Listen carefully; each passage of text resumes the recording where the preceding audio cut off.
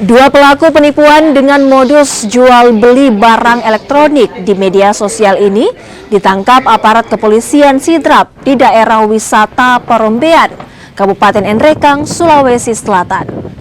Modus pelaku dengan menjual barang di media sosial Facebook. Usai terjadi kesepakatan dengan pihak pembeli yang melakukan transfer sejumlah uang, pelaku pun langsung memblokir nomor korban. Dari tangan kedua pelaku, polisi menyita sejumlah barang bukti, termasuk ATM dan juga ponsel genggam.